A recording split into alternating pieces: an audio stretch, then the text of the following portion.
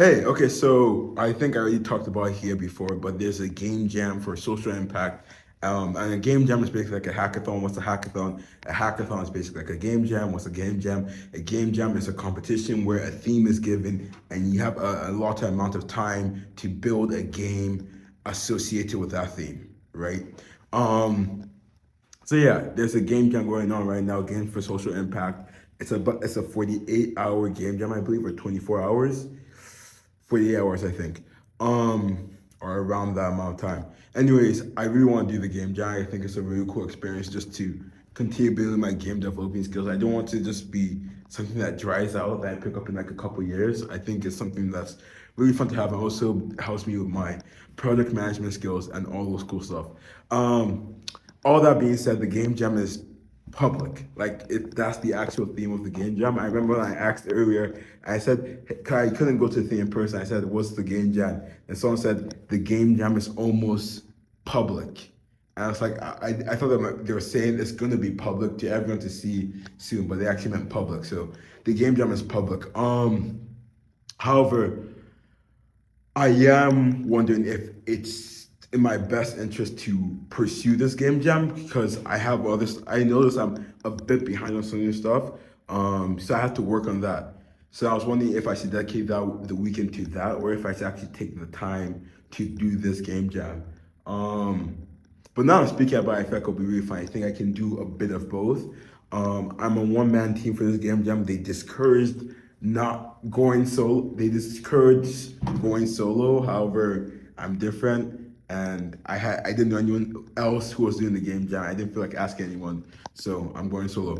But I am excited. I feel like I have a couple ideas already. Before I talked about the ghost idea and how I do think I can transfer the ghost idea to this theme. The idea of going public kind of gives me ideas of Danny Phantom, which is a show about this kid whose parents are Ghostbusters and he got turned into a half human, half ghost. Really cool show. I barely remember anything. I just remember it was really fun.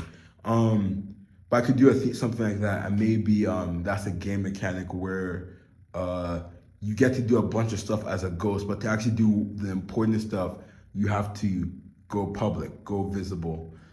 That might be a loose usage of the term public, but I do see it working. I guess it's more so visual. Public can also go with like stuff like streaming. I know YouTube. When I post this video, I have to post it as public so other people can see it. So maybe something like that.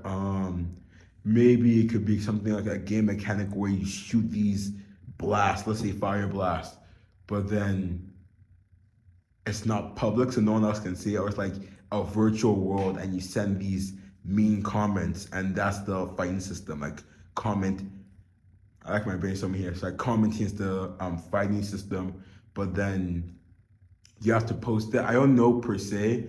I think with the virtual world idea, I do see some cool stuff happening with the idea of public. I just don't see how I could make it a game mechanic itself. And again, it doesn't have to be a game mechanic. I just think it's nice to incorporate it there. Um, but yeah, another thing, public doesn't necessarily only relate to virtual stuff like Instagram, social media, blah, blah, blah.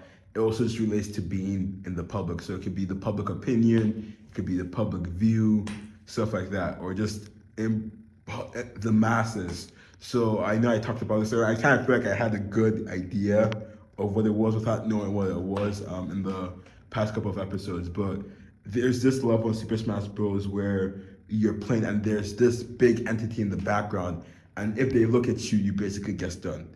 So I could try and transfer that idea into a game. So if you get caught in the public perception, then you take damage. So maybe that could go with the ghosting. So you have to go public to do this stuff, but if you get caught, if you get seen in your non-ghost form, then you get in trouble. Essentially, and in trouble means you get damaged or the level ends.